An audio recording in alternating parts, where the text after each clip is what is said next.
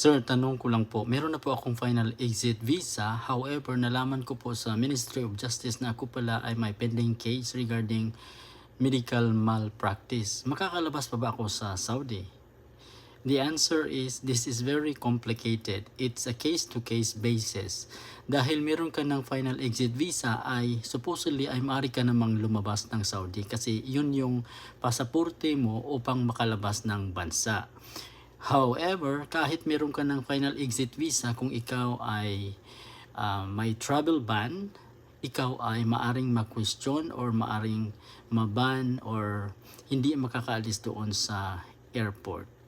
So if I were you, you try to resolve the case at i-check mo ito sa, mas maganda sana kung ma-check mo ito ng personal sa lawyer regarding this case kung ikaw ba ay naka-travel ban. Maraming salamat po.